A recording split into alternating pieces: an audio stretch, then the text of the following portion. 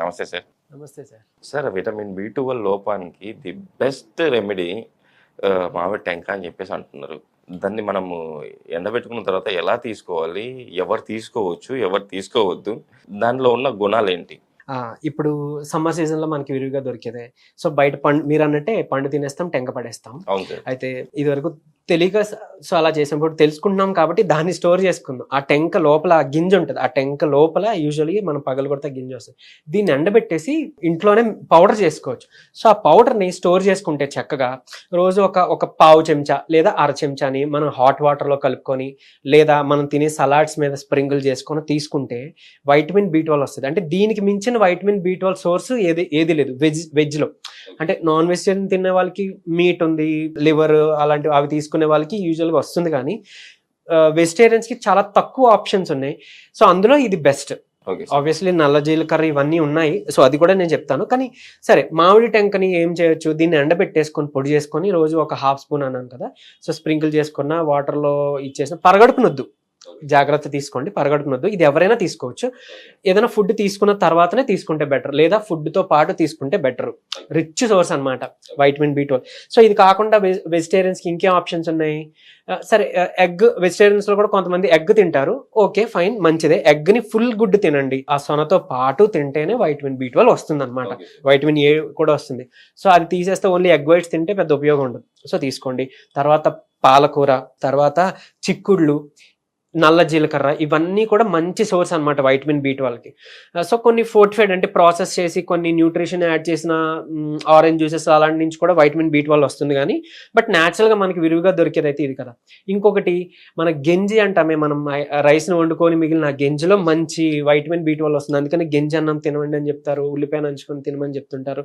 So అందులో మంచిగా మనకి వైటమిన్ B12 వస్తుంది. లేదంటే బాగా పులిసిన పెరుగు, ఎందుకంటే ఈస్ట్ యాడ్ చేసిన కానీ అలాంటి ఈస్ట్లో కూడా వైటమిన్ B12 ఉంటుంది.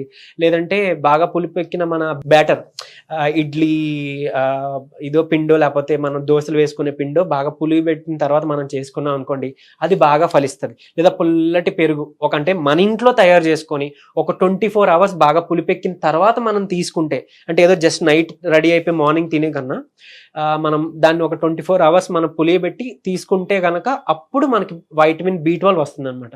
మన ఒంటికి కూడా కరెక్ట్గా పడుతుంది.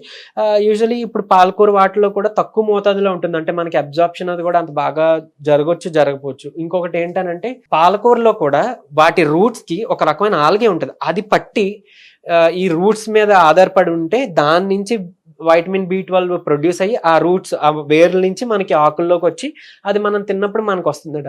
సో మనం చెప్పలేము ఇప్పుడు ఫెర్టిలైజర్స్ వేసేస్తున్నారు. సో ఎంతవరకు నిజంగా ఆల్గే దానికి అటాచ్ అయ్యి ఉంది, అది నిజంగా B12 ఉందా మనకు సరిపడినంత అని తెలియదు. కాబట్టి ఈ మామిడి టెంక ఓకే, మనం ఇది తీసుకోవచ్చు, ఇది చేయొచ్చు. లేదంటే నల్ల జీలకర్ర పొడి, చెప్పాలంటే యాక్చువల్లీ నగైల సటైవా కలోంజీ అంటారు. నల్ల జీలకర్ర వేరు, అది జీలకర్రలో ఉంటే నల్లగా ఉంటుంది, అది వేరు. కలోంజీ సీడ్స్ వేరు. సో కలోంజీ సీడ్సే మనకు కావాల్సింది. కాకపోతే నల్ల జీలకర్రని ఏదో ఆ పేరుతో కొంతమంది అమ్ముతున్నారని నేను ఇప్పుడు చెప్తున్నాను. కానీ సో కలోంజీ సీడ్స్ని పౌడర్ చేసేసుకొని ఒక పావు చెంచా కొంచెం లైట్గా హనీ యాడ్ చేసుకోవచ్చు. డయాబెటీస్ లేకపోతే కనుక ఉంటే కనుక అవసరం లేదు. తేనె కాకుండా కొంచెం వేడి నీటిలో కలిపి లేదా కొంచెం తెల్ల నువ్వులు దీనికి యాడ్ చేసుకుని కలోంజీ సీడ్స్కి తీసుకుంటే చాలా చక్కగా వైటమిన్ B12 వస్తుంది. సరే, అసలు విటమిన్ B12 మన బాడీకి ఎందుకు అవసరం? థ్యాంక్ యూ ఫర్ ఆస్కింగ్, మంచి ప్రశ్న అడిగారు. సో వైటమిన్ B12 అసలు ఏంటి, అసలు ఇది ఎందుకు అంత అవసరం, ఇంతలా ఎందుకు పట్టుబట్టి చెప్తున్నారంటే వైటమిన్ B12 చాలా హార్మోన్స్, బాడీలో హార్మోన్స్ రెగ్యులేట్ చేయడానికి, ఆ బిల్డప్ అవడానికి అసలు యాక్చువల్గా వైటమిన్ B12 కావాలన్నమాట. మన థైరాయిడ్ హార్మోన్ అవనివ్వండి, ఎడ్రినల్స్, కార్టిసోల్, ఏ హార్మోన్ అయినా కానీ. సో తర్వాత ఇది సరిగ్గా లేకపోయింది అనుకోండి, మూడ్ స్వింగ్స్ వస్తాయి. సో అప్పటికప్పుడే డిప్రెషన్, అప్పటికప్పుడే యాంగ్జైటీ, సో లో మూడ్, ఇవన్నీ ఎఫెక్ట్ అవుతాయి. కొంతమందికి ట్రెమర్స్ వస్తాయి, ఫింగర్స్ లేదంటే లెగ్స్ షివరింగ్స్ వస్తుంటాయి అనమాట, ట్రెమర్స్ వస్తుంటాయి. కొంతమందికి ఏమంటారు, గ్రాస్పింగ్ పవర్ కొంచెం లోగా ఉంటుంది, ఈజీగా డిప్రెసివ్ అయిపోతుంటారు. స్లీప్ డిస్టర్బెన్సెస్ కూడా కొంతమందికి వచ్చేస్తుంటాయి. సో వైటమిన్ B12 డెఫిషియన్సీ ఉంటే కొంతమందికి తిమ్మిర్లు రావడం, కొంచెం చురుకుమని పొడిచినట్టు అనిపిస్తుంటుంది చూడండి, అరికాళ్ళు మంటలు అంటుంటారు. లేకపోతే అరికాల మీద ఏదో చీమలు పాకుతున్నట్టు అనిపిస్తుంది మాకు నైట్ టైం పడుకునేటప్పుడు అంటుంటారు చూడండి, అలాంటి వాళ్ళలో వైటమిన్ B12 డెఫిషియన్సీ ఉందన్నమాట. Okay so sir. దీన్ని మనం కరెక్ట్ చేసుకుంటే యూజువల్లీ అంటే దానికి మెథైల్ కోబాల్మిన్ అని కొన్ని వెర్షన్స్ ఉన్నాయి. సో అది మనం టాబ్లెట్ ద్వారాగా తీసుకున్నప్పుడు కరెక్ట్ చేస్తుంటాము, కానీ మళ్ళీ సింథటిక్ అయిపోతుంది. సో సింథటిక్ టాబ్లెట్స్ యూస్ చేసుకున్న కన్నా మనం న్యాచురల్ వేలో వెళ్ళడం చాలా ఉత్తమము, సేఫ్. కాబట్టి మనకి ఇన్ని ఆప్షన్స్ ఉన్నాయి, చాలా మందికి తెలియదు. సో అందుకే మెన్షన్ చేస్తున్నా, ఇన్ని ఆప్షన్స్ మన చేతిలో ఉన్నాయి, ఇవి యూస్ చేసుకోవచ్చు. సరే, ఇంకొకటి విటమిన్ B12 మన బాడీలో ఎటువంటి అంటే మనకు వేరే ఏమంటారు మెడిసినల్ వాల్యూస్ మన బాడీకి రావాలి అన్నా కూడా విటమిన్ B12 అవసరం అని చెప్పేసి అంటారు. ఎస్, ఎందుకంటే అబ్జార్ప్షన్ కావాలి అంటే మనం బ్లడ్లో గ్లూకోజ్ కానీ ఎవ్రీథింగ్. ఎస్. సో ఇది ఎంతవరకు కరెక్ట్? అవును సార్. కొంతమందిలో ఇప్పుడు గ్యాస్ట్రైటిక్ ప్రాబ్లమ్స్, అల్సర్స్ ఏవో ఉన్నాయనుకోండి, ఈ గ్యాస్ట్రిక్ ప్రాబ్లము లేకపోతే ఈ పొట్ట ప్రేగులు ఏదైనా ఇబ్బందులు ఉన్నప్పుడు, ఇష్యూస్ ఉన్నప్పుడు మనం తీసుకునే ఫుడ్ సరిగ్గా వంట పట్టదు. సో మనం ఎంత ఈ న్యూట్రిషన్ ఉన్న ఫుడ్ తీసుకున్నా మన వంటకు పట్టకపోతే ఆ వైటమిన్ B12 మనకు అబ్జర్వ్ కాదు. సో అందుకని చక్కగా మనకి ఇదివరకు ఏం చెప్పారంటే ఒక 2 చెంచాలు నెయ్యి వేసుకోండి అని చెప్పారు, ఎందుకంటే అది గ్యాస్ట్రిక్ దీన్ని చలవ యాక్చువల్గా. సో అలాగే కొంతమంది ఎక్కువ టీలు తాగేస్తుంటారు. సో టీ తాగినా టీ ఒకటి ఎసిడిటీని పెంచుతుంది, అందులో వేసే పంచదార మళ్ళీ ఎసిడిటీని పెంచుతుంది. సో ఈ రెండు కంబైన్డ్గా మనకి యాసిడ్ లెవెల్స్ని పెంచుతాయి. సో అందుకని తాటి బెల్లం మంచి చలవ, పటికి బెల్లం మంచి చలవ.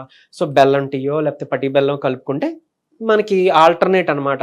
ఈ గ్యాస్ట్రిక్ ప్రాబ్లం నుంచి కొంతవరకు హెల్ప్ అవుతుంది. తర్వాత బెండకాయ రసం అని ఇవన్నీ హెల్ప్ చేస్తాయి మన గ్యాస్ట్రిక్. సో ఈ ప్రేగులు అవన్నీ బాగున్నాయి అనుకోండి, అబ్జార్ప్షన్ బాగా జరుగుతుంది, వైటమిన్ B12 ఉంటుంది. సో అదే మీరు అన్నట్టు చాలా మంది న్యూట్రిషన్ ఫుడ్ తీసుకున్న వైటమిన్ B12 అబ్జార్ప్షన్ లేక బయట నుంచి మనం టాబ్లెట్స్ ఇచ్చుకోవాల్సిన అవసరం ఉంటుంది. నిజమే, కరెక్టే, చాలా మంది పేషెంట్స్లో ఉన్న ఇబ్బంది ఇదే.